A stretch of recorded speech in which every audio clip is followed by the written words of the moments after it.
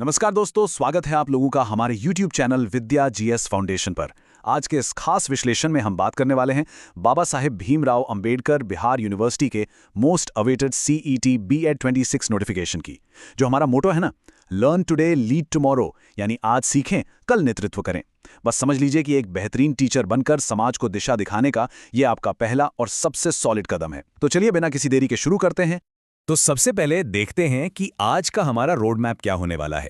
हम फटाफट 5 मुख्य चीजों पर बात करेंगे। इंपॉर्टेंट डेट्स का कैलेंडर, परीक्षा की एलिजिबिलिटी, एप्लीकेशन फीस और जरूरी डॉक्यूमेंट्स, एग्जाम का पैटर्न और हमारी स्ट्रैटेजी, और आखिर में वो 35,000 सीटों का शानदार मौका। पार्ट 1, महत्वपूर्ण तिथियों का कैलेंडर।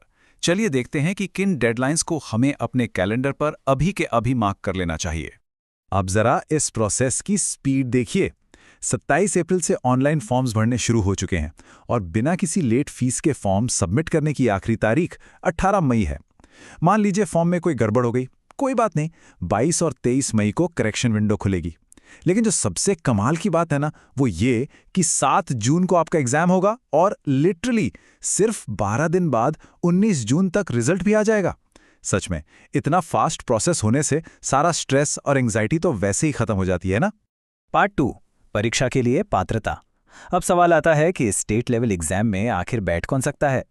तो देखिए, एलिजिबिलिटी का रूल बड़ा सीधा सा है। अगर आपके पास नॉर्मल ग्रेजुएशन या मास्टर डिग्री है तो आपको कम से कम 50% मार्क्स चाहिए। लेकिन हाँ, अगर आप इंजीनियरिंग या बीटेक बैकग्राउंड से आते हैं तो रूल थोड़ा सा स्ट्रिक्ट है। आपके लिए मिनिमम रिक्वायरमेंट 55% मार्क्स की रखी गई है। तो बस फॉर्म भरने से पहले अपनी बैकग्राउंड के हिसाब से इसे जरूर चेक कर लें। और एक बहुत ही बढ़िया अपडेट यह है कि शास्त्री या संस्कृत बैकग्राउंड वाले कैंडिडेट्स भी इस एग्जाम के लिए पूरी तरह से एलिजिबल हैं। यूनिवर्सिटी का ये कदम वाकई काबिले तारीफ है। मतलब जो लोग हमारी पारंपरिक शिक्षा या भाषा के क्षेत्र से आ रहे हैं, उनके लिए ये एक बहुत बड़ा और पॉजिटिव मौका है। पार्ट 3, आवेदन शुल्क और आवश्यक दस्तावेज। चलिए अब उस प्रैक्टिकल चेकलिस्ट पर नजर डालते हैं जिसे आपको फॉर्म भरते वक्त अपने पास एकदम रेडी रखना है। फीस स्ट्रक्चर काफी क्लियर रखा गया है। जनरल और OBC कैटेगरी के लिए फीस है 1,000 रुपये। EWS हमारी सभी महिला कैंडिडेट्स और दिव्यांगों के लिए ये 750 रुपये है। और SC/ST कैंडिडेट्स के लिए आवेदन शुल्क 500 रुपये रखा गया है। तो बस इसी स्ट्रक्चर के हिसाब से अपनी तैयारी कर लीजिए। अब बात डॉक्यूमेंट्स की। अपने कंप्यूटर में एक फोल्डर बना लीजिए और उसमें ये सब रेडी रखिए। JPG फॉर्मेट में अपनी एक पासपोर्ट साइज फोटो और सिग्नेचर, और हाँ, PDF फॉर्मेट में आपकी ग्रेजुएशन की मार्कशीट, आधार कार्ड और अगर लागू होता है तो आपका कैटेगरी सर्टिफिकेट। और याद रखिए भाई, एप्लीकेशन सिर्फ और सिर्फ नोडल यूनिवर्सिटी की ऑफिशियल वेबसाइट से ही सबमिट करनी है, कहीं और से नहीं। पार्ट 4, परीक्षा पैटर्न और रणनीति। एडमिनिस्ट्रेटिव बातें तो हो गई, अब आते हैं सबसे इंपॉर्टेंट चीज पर। एग्जाम वाले दिन की हमारी स्ट्रैटेजी क्या होनी चाहिए।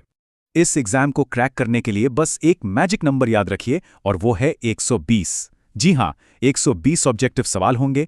कुल 120 नंबर का पेपर होगा और आपके पास इसे सॉल्व करने के लिए पूरे 120 मिनट यानी 2 घंटे का ही समय होगा। यही बैलेंस आपकी स्ट्रैटेजी का बेस बनेगा। और यहां आती है सबसे बड़ी राहत वाली बात।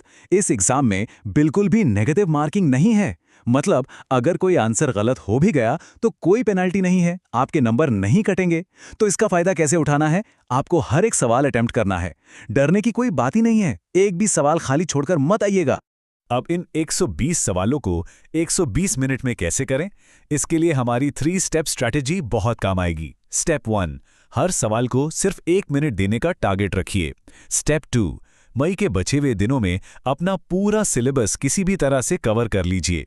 और स्टेप 3, जून का जो पहला हफ्ता है ना, उसे सिर्फ और सिर्फ मॉक टेस्ट्स और रिवीजन के लिए रिजर्व कर दीजिए। बस ये रूटीन फॉलो किया तो एग्जाम वाले दिन कॉन्फिडेंस आसमान पर होगा। पार्ट 5, 35,000 सीटों का सुनहरा अवसर। चलिए अब फाइनली उस मंजिल की बात करते हैं जिसके लिए हम ये सारी मेहनत कर रहे हैं। जरा इस नंबर पे गौर कीजिए। 35,000 से भी ज्यादा सीटें। पूरे राज्य के सरकारी और प्राइवेट B.Ed कॉलेजों में इतनी सारी सीट्स अवेलेबल हैं। ये सच में एक बहुत बहुत बड़ा नंबर है दोस्तों। जो भी लोग टीचिंग लाइन में अपना करियर बनाना चाहते हैं, उनके लिए ये एक गेम चेंजर अपॉर्चुनिटी है। सच कहूं तो ये सिर्फ एक डिग्री नहीं है, ये एक ऐसा रास्ता है जो आपको एक सिक्योर लॉन्ग टर्म करियर देता है, गवर्नमेंट जॉब लगने के चांसेस बहुत ज़्यादा बढ़ा देता है, और सोसाइटी में जो एक टीचर को रिस्पेक्ट मिलती है ना, वो तो अलग ही लेवल की होती है। और सबसे बड़ी बात, ये आपको और आपकी फैमिली को एक मेंटल पीस और लाइफ में स्टेबिलिटी देता है।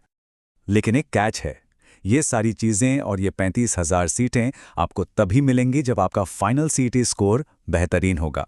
एडमिशन पूरी तरह से इस बात पर टिका है कि आप उस एक दिन एग्जाम हॉल में कैसा परफॉर्म करते हैं।